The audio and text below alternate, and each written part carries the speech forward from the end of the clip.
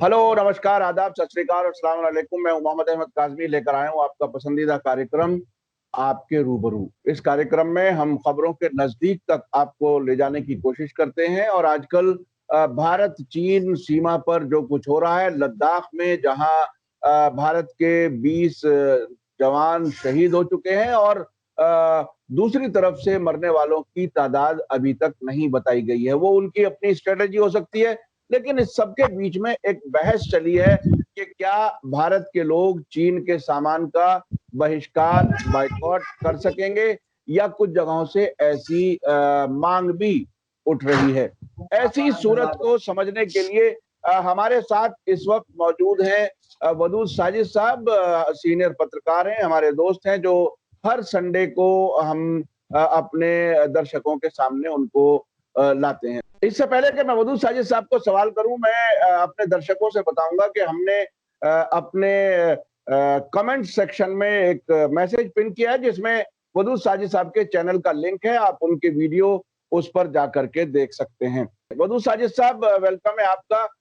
आप बताइए कि ये इतनी जिसे ग्लोबल विलेज की बात कही जाती थी, जिसमें पूरी दुनिया का लेन देन एक दूसरे से बिल्कुल इस तरह से जैसे कारोबारी लोगों के लिए कोई सीमा नहीं, कोई बॉर्डर नहीं, इस तरह से जो कारोबार का एक माहौल है दुनिया में और होता रहा है, ऐसी सूरत में चीन के सामान का बायकॉट करने वाली डिमांड कितनी रियल है, कितना ये सियासी है, कहां तक बात पहुंचेगी।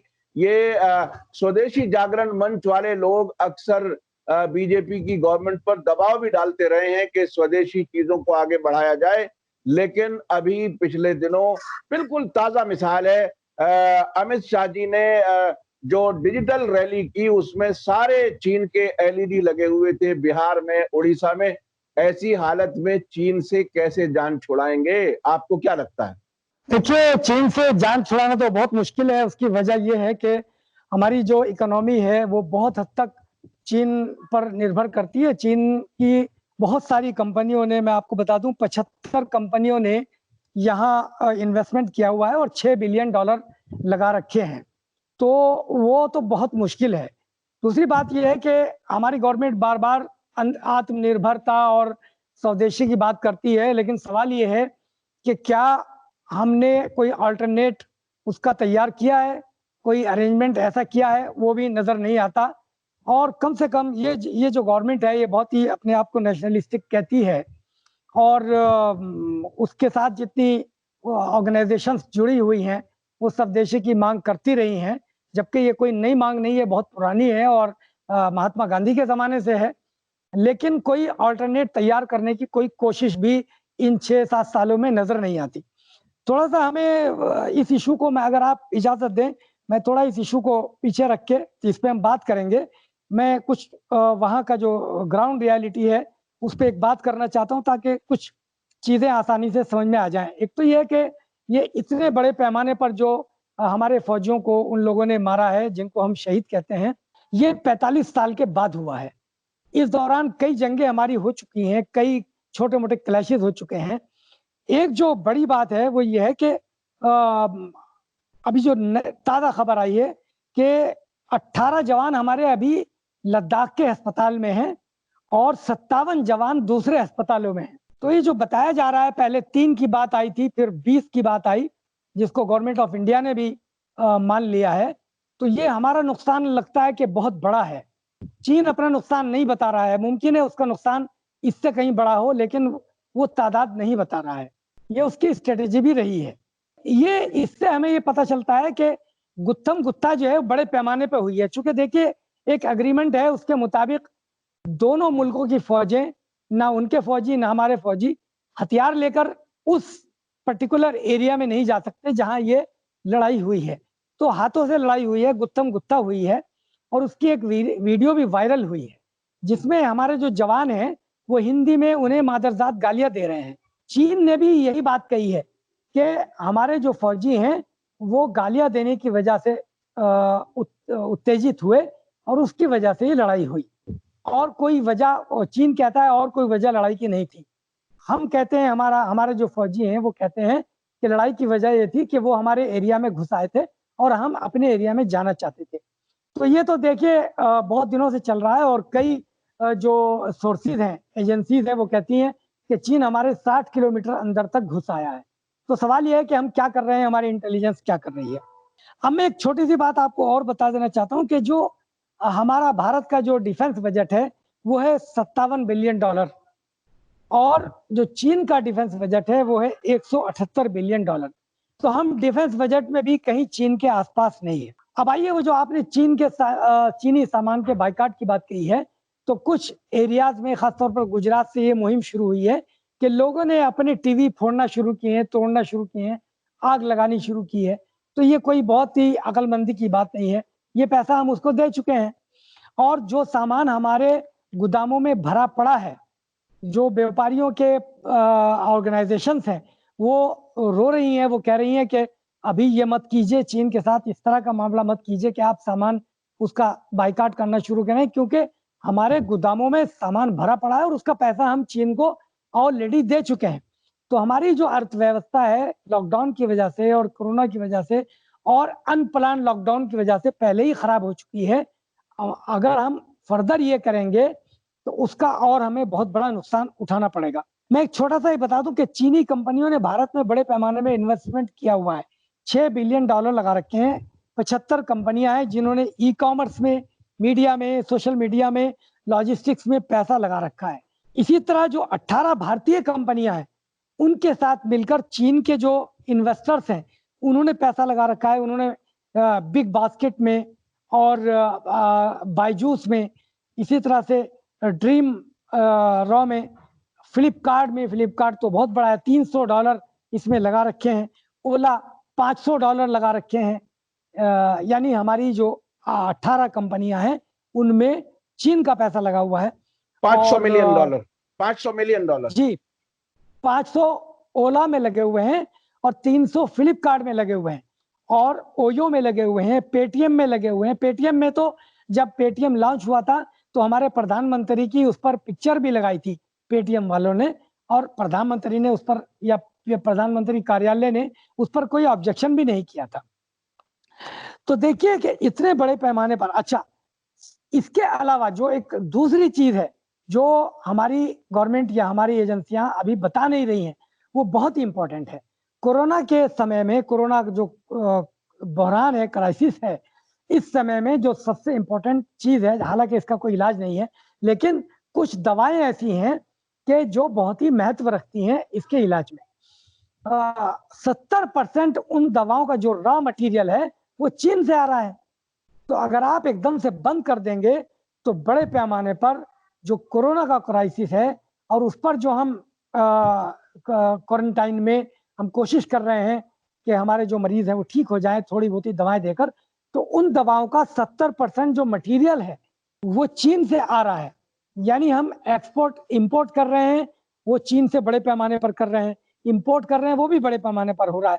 आपको हम एक बात और बता दें कि एक्सपोर्ट में चीन से बना हुआ इंपोर्ट जो हम कर रहे हैं वो चीन से कर रहे हैं, और जो हम एक्सपोर्ट कर रहे हैं वो भी चीन के माल से बना हुआ माल होता है जो हम दूसरे मुल्कों का एक्सपोर्ट कर रहे हैं।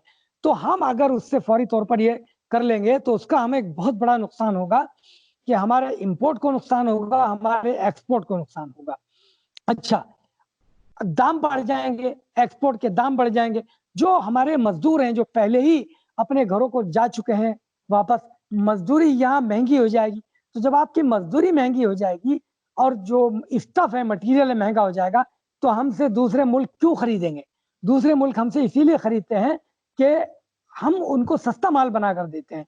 सस्ता माल इसलिए बनाकर देते हैं कि चीन इस वक्त पूरी दुनिया में सबसे अकेला मुल्क है जो 70% मटेरियल दवाओं में और इसी तरह का 50% मटेरियल जो दूसरा स्टफ है उसमें हमें सस्ता भेजता है।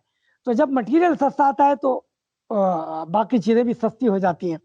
जब आप महंगा बनाएंगे, चीन से आप नाता तोड़ लेंगे, तो कौन हमसे जो है एक्सपोर्ट और इंपोर्ट करेगा?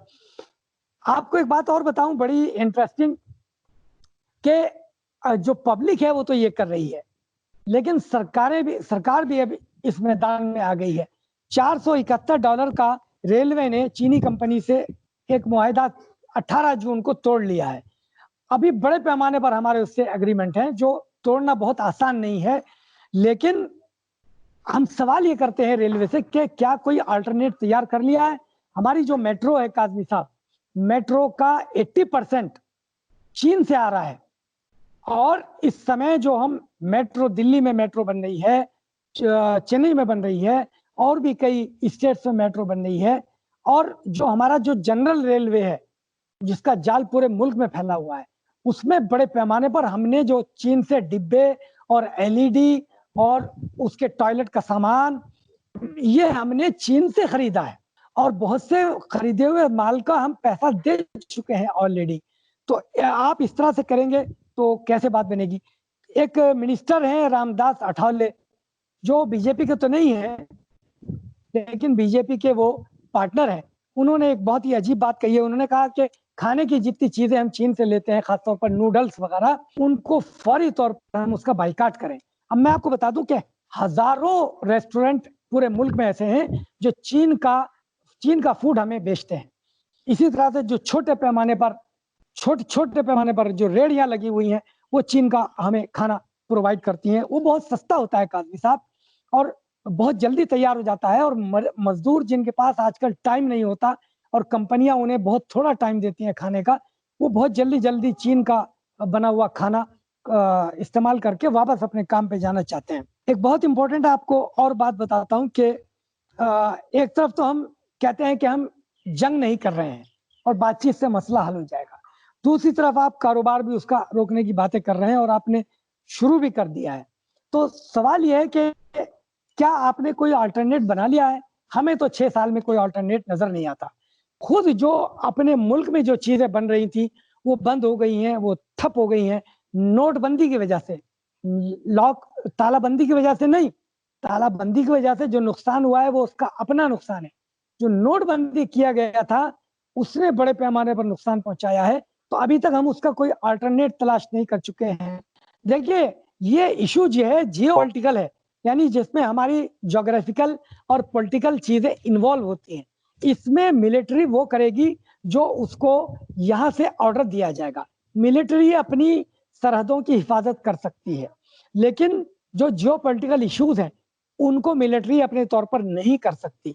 तो सेंटर से उन्हें कोई क्लियर इंस्ट्रक्शन है या नहीं, हम नहीं बता सकते, लेकिन पूरे मुल्क को सरकार ने अभी तक नहीं बताया कि मिलिट्री को क्या क्लियर इंस्ट्रक्शन आपने दी थी। अब जो कहा जा रहा है कि 60 और 80 किलोमीटर अंदर तक मिलिट्री आ गई है चीन की, उससे निपटने के लिए आपने क्या किया? तो जाहिर है कि मिलिट्री को कोई क्लियर इंस्ट्रक्शन नहीं थे, इसीलिए ये गुत्थम गुत्था, यानी एक दूसरे के सामने और हाथों से और लाठियों से लड़ने की नौबत आई। अगर चीनी फौजी हमारे अंदर तक इतना ना आए होते तो शायद ये नौबत ना आती और हमारे जो 20 जवान शहीद हुए हैं उनकी जानें बच जाती। मैं एक चीज और बता देता हूं जो आमतौर पर दर्शकों को नहीं बताई जा रही है। चीन का जो क्लेम है वो नॉर्थ ईस्ट में 90,000 स्क्वायर किलोमीटर पर है, यानी जो नॉर्थ ईस्ट में, हालांकि उसका लद्दाख से लेकर नॉर्थ ईस्ट तक जो है उसका क्लेम है, जिसमें नेपाल के साथ जो हमारा एरिया सटा हुआ है वो भी आ जाता है, बिहार और यूपी और आसाम और कई कई स्टेट उसमें आ रहे हैं। लेकिन सिर्फ नॉर्थ ईस्ट की बात करें तो 90,000 किलोमीटर जो स्क्वायर किलोमीटर का एरिया है उस पर चीन का क्लेम है, और हमारा क्लेम यह है कि हमारा 38,000 स्क्वायर किलोमीटर चीन ने कब्जा कर रखा है, यानी 38,000 किलोमीटर वो और 90,000 स्क्वायर किलोमीटर ये, तो कितना बड़ा चीन का क्लेम। सवाल यह है कि हमने 38,000 स्क्वायर किलोमीटर जो उसने कब्जा कर रखा है उसको वापस लेने के लिए हमने क्या किया, और जो 90,000 किलोमीटर है इसको हमने महफूज करने के लिए क्या किया? मेरे ख्याल में हमने कोई खास कोशिशें नहीं की हैं। पिछले 6 साल में तो हमने कोई कोशिश नहीं की है। हमने पूरी ताकत कहाँ खोई है? हमने जो हमारा पड़ोसी मुल्क है पाकिस्तान, जिसका हिंदुस्तान से कोई ताल्लुक नहीं है, हिंदुस्तानी मुसलमानों से कोई ताल्लुक नहीं सिवाय इसके कि वहां हमारे रिश्तेदार रहते हैं। इसके अलावा जब भी पाकिस्तान से जंग की बात हुई है, कारगिल में हुई है, तो हिंदुस्तान के मुसलमान ने बढ़ चढ़ कर कहा है कि पाकिस्तान को सबक सिखाइए। यहां तक कि कारगिल में मुस्लिम फौजी शहीद हुए, और भी फौजी शहीद हुए, हम इसको कम्युनलाइज नहीं करना चाहते, लेकिन हिंदुस्तान के इमामों ने, आपको याद होगा काज़मी साहब, हिंदुस्तान के इमामों ने इकट्ठे होकर सरकार से कहा था कि अगर आप इजाजत दें तो हम इमाम कारगिल में जाकर पाकिस्तान से लड़ना चाहते हैं। ये हमें क्यों कहने की जरूरत पेश आती है? चीन में हम ये बात क्यों नहीं कहते? इसलिए कि सरकार जब पाकिस्तान का इशू आता है उसको कम्युनलाइज करती है, और जो हमारे चैनल हैं शोर मचा मचा के पाकिस्तान की ईंट से ईंट बजा देते हैं, लेकिन जब चीन का इशू आता है तो हमारा कोई चैनल जो है नहीं बोलता। पता नहीं, हम नहीं कह सकते कि हम चीन से डरते हैं या हमारी ताकत कम है, लेकिन ये हकीकत है जो मैंने आपको बताई है। हम आज साफ साफ कह देना चाहते हैं, हम चीन के भी खिलाफ हैं अगर वो हमारे मुल्क में कब्जा करता है, हमारे जवानों को मारता है। हम पाकिस्तान के भी खिलाफ हैं अगर वो यहाँ कब्जा करता है और हमारे जवानों को मारता है। इसको कम्युनलाइज करने की कोई कोशिश सरकार को और दूसरी तंजीमों को नहीं करनी चाहिए। ये बहुत खतरनाक बात है। आइए मैं आपको थोड़ी सी बात और बता देता हूं कि ये मैंने बताया कि इस रुझान को खत्म करना होगा, उसके बगैर आप नहीं लड़ सकते। पाकिस्तान से जब आप लड़ते हैं तो आप इसको फौरन कम्युनल कलर दे देते हैं, लेकिन जब आप चीन से हमारा कोई इशू होता है तो आप लड़ते ही नहीं, आप मैदान में ही नहीं आते। सुनिए साजिद साहब, जो मैं बात करना चाहता हूं इस वक्त वो ये कि ये तकरीबन 1 महीना या इससे भी कुछ ज्यादा स्टैंड ऑफ रहा। इसमें मुसलसल प्राइम मिनिस्टर तकरीबन खामोश रहे, सबको शिकायत रही। जो पॉलिटिकल लीडरशिप है उनकी तरफ से कोई बात खुल करके उस तरह से नहीं आई। हमारे डिफेंस मिनिस्टर ने भी ये कहा कि दोनों मुल्कों के अपने अपने क्लेम है LAC के, उसकी वजह से ऐसा होता है। एक बार उन्होंने ये भी कहा कि हाँ कुछ चीन के लोग हमारे उसमें दाखिल हो गए हैं, यानी बहुत ही सॉफ्ट किस्म का रवैया रहा। दूसरी बात अगर हम देखें वो ये कि मुल्क में ऑलरेडी पहले से आर्थिक संकट बहुत ही शदीद है, बेरोजगारी मुसलसल बढ़ रही है। पहले नोटबंदी, उसके बाद अब ये लॉकडाउन, इस सब के बीच में अब जो नया फेज शुरू हो रहा है वो ये कि साहब चीन के माल का बहिष्कार करो, यानी उसमें जो कुछ बची कुची कोई काम की कोई गुंजाइश है वो भी सब खत्म कर दो। तो क्या इस स्थिति में, इस हालत में पहुंचाने में पॉलिटिकल लीडरशिप की खामोशी इसकी जिम्मेदार नहीं है? वो क्या है? अगर यही रोक 1 महीना पहले लग जाती, ना ये शहीद होते हमारे जवान, ना ही यहां तक बात पहुंचती बाइकॉट की, और हमारे रोजगार छीनने का इंतजाम ना होता। आखिर ये क्या है? इस पे आप थोड़ा देखिए काजी साहब, आपने जो पहला सवाल किया और किसी हद तक दूसरा सवाल भी, दोनों एक दूसरे से जुड़े हुए हैं। मैं 3-4 पॉइंट बहुत छोटे छोटे आपको बता देना चाहता हूँ। इसको बहुत ही बारीकी से समझना होगा। जब बालाकोट होता है या इसी तरह की कुछ चीजें होती हैं, सर्जिकल स्ट्राइक वगैरह होता है, प्रधानमंत्री खुद लीड लेते हैं और लेनी चाहिए। वो पूरा मुल्क उनके साथ होता है ऐसे समय पे, और उन्हीं को लीड करना होता है। अपोजिशन उनकी कमर पे होती है, आज भी अपोजिशन उनके साथ है, पूरा भारत उनके साथ है, पूरा देश उनके साथ है। और मुझे ये बात कहनी नहीं चाहिए, लेकिन मजबूरन हमें कहनी पड़ रही है, जो पूरे मुल्क में माहौल बना दिया है कि पूरा इस मुल्क का 20 करोड़ मुसलमान इस वक्त अपनी सरकार के साथ है। तो वहां तो प्रधानमंत्री लीड लेते हैं, यहाँ प्रधानमंत्री खामोश होते हैं। इस बारीकी को समझना होगा। वहां प्रधानमंत्री इसलिए लीड लेते हैं कि जो कुछ कामयाबी हमें मिलती है जब हम पाकिस्तान के दहशतगर्दों जो कैंप हैं उन पे हमला करते हैं, तो उसका सेहरा प्रधानमंत्री यानी हमारी पॉलिटिकल लीडरशिप अपने सर पे लेती है, और कहीं फौज का नाम नहीं आता, जबकि वहां भी फौजी शहीद होते हैं। दूसरी तरफ जब यहाँ चीन में जो बातें होती हैं, चैनलों को आप देख लीजिए, चैनल बाकायदा एक ही लाइन पर चल रहे हैं, हमारी फौज को ब्लेम कर रहे हैं खुले तौर पर, और प्रधानमंत्री इस समय खामोश है, पॉलिटिकल लीडरशिप खामोश है, कोई लीड नहीं ले रही है। वजह उसकी यही है कि यहाँ जो कोई नुकसान हमारा हुआ है उसका ब्लेम कहीं ना कहीं फौज के ऊपर डालने की एक कोशिश है, और जो नुकसान हुआ है उसका जिम्मेदार फौज को बताने की एक कोशिश है। तो देखिए ये बहुत ही बड़ा षड्यंत्र है। इसको समझना होगा हमें कि हम पाकिस्तान के मामले में फौज को नहीं बल्कि अपने सर पे वाहवाही लेते हैं, चीन के मामले में अपना एकदम मैदान से हट जाते हैं और फौज को ब्लेम देने की कोशिश करते हैं। तो ये तो हुआ आपके उस सवाल का जवाब। अब मैं आपको एक दूसरी बात और बता देता हूँ। हमारे भारत के जो मजदूर हैं वो भी चीन में काम कर रहे हैं। भारत के जो बड़े पैमाने पर जो पैसा लगाने वाले हैं वो काम कर रहे हैं, लाखों लोग हैं, उनका नुकसान होगा। इसी तरह एक बहुत ही इंपॉर्टेंट पॉइंट है जिस पर कोई बात नहीं कर रहा है, और जिस पर अगर कोई बात करता है तो सरकारें उसके खिलाफ एफआईआर करा देती है। मसलन मैंने आपको शुरू में बताया था कि हमारा जो डिफेंस बजट है वो $57 बिलियन का है, चीन का $178 बिलियन का है। ये जो बजट में कमी होती है, इसका अल्टीमेट जो असर है वो हमारे जो फौजी हैं जिनको हमें सहूलतें देनी चाहिए वहां भी पड़ता है। जहां हमारे ये फौजी हैं इस वक्त, जहां ये लड़ाई हुई है वहां -0 था टेम्परेचर, वहां ये लड़ाई हुई है।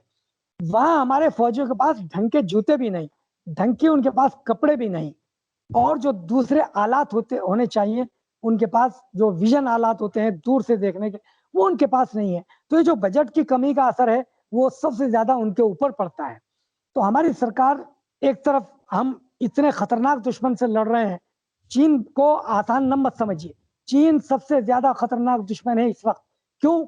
कि उसने पाकिस्तान को भी अपने साथ मिला रखा है, नेपाल को उसने अपने साथ मिला लिया है, और वो खुद तो है ही एक बड़ी ताकत। तो हमें 3 फ्रंट पे लड़ना पड़ रहा है। आप देखिए इस वक्त बात जरा लंबी हो रही है, नेपाल ने भी आंखें दिखानी शुरू कर दी है। नेपाल की हम कितनी मदद करते रहे हैं, पिछले 50-60 साल का रिकॉर्ड उठा के देख लीजिए, नेपाल की हमने हर समय पर मदद की है, और ये सरकार भी नेपाल की काफी मदद कर रही है। लेकिन नेपाल ने हमें आंखें दिखानी शुरू कर दी हैं, और हमने मानसरोवर यात्रा के लिए एक 80 किलोमीटर का कॉरिडोर बनाया है, उस पर नेपाल हमें आंखें दिखा रहा है और कह रहा है ये साहब मेरी जगह पे आपने बना लिया है। उसने भी एक इशू खड़ा कर दिया है टेरिटरी का। तो ये सब, इन सबको नेपाल चीन ही शय दे रहा है। हम चारों तरफ से अपने मुल्कों को, बजाय इसके कि हम उन्हें अपने साथ लाते, हमने अपनी पॉलिटिकल जो नासमझी है उसकी वजह से इन सबको हमने अपना मुखालिफ बना लिया है। तो एक पॉइंट जो आपने कहा था, मैं वापस उस पर आना चाहता हूं कि जहां हमें बदनामी का खतरा है पॉलिटिकल लीडरशिप को, वहां हम फौज को खड़ा कर देते हैं सामने, और जहां हमें सेहरा लेना है फौज के कारनामों का, वहां हम अपने सर पे ले लेते हैं। तो ये बहुत खतरनाक रुझान है। इस रुझान को हमारी जनता को समझना होगा, और उसकी बुनियाद पर ही हमारी सरकार से सवाल उठाना होगा। बहुत बहुत शुक्रिया वदूद साजिद साहब, आपने डिफेंस बजट की बात बहुत अहम बताई, और उसके अलावा चीन, पाकिस्तान और नेपाल एक साथ मिले हैं, वो एक बड़ा चैलेंज बनता जा रहा है। और उसके अलावा जो एक लंबी खामोशी की वजह से ये मल्टीप्लाई हो रही है समस्या, जो परेशानी, जो आर्थिक समस्या की तरफ और ज्यादा शिद्दत से बढ़ती जा रही है, ये बहरहाल पूरे देश को सोचने समझने की जरूरत है। और मुल्क की बेहतरी के लिए क्या हो, उसके लिए सरकार को भी बेहतर प्लान बनाने की जरूरत है, और पूरे जो टेरिटोरियल इंटीग्रिटी है, जो सीमाएं हैं, उन पर पूरी तरह से चौकसी, उसमें हमारे फौजी मुसलसल कुर्बानियां भी दे रहे हैं और दिन रात लगे भी रहे हैं। हमें उनको, हमारी श्रद्धांजलि उनके साथ है जिनकी जानें उसमें चली गई हैं, जो शहीद हुए हैं। आखिर में एक बार फिर मैं अपने दर्शकों को बताऊंगा कि वदूद साजिद साहब का अपना एक चैनल है, व्यूज नेटवर्क इंटरनेशनल, उसका लिंक हमने कमेंट सेक्शन में पिन किया हुआ है, आप उनकी वीडियो वहां जाकर के देख सकते हैं।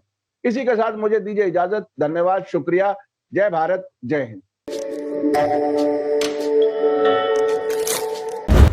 मीडिया स्टार वर्ल्ड के और वीडियो देखने के लिए हमारे चैनल को सब्सक्राइब करें, और सीधे नोटिफिकेशन पाने के लिए बेल आइकन दबाएं। और अगर हमारी खबर सच्ची और अच्छी लगे तो अपने व्हाट्सएप, इंस्टाग्राम, फेसबुक और ट्विटर अकाउंट पर जरूर शेयर करें।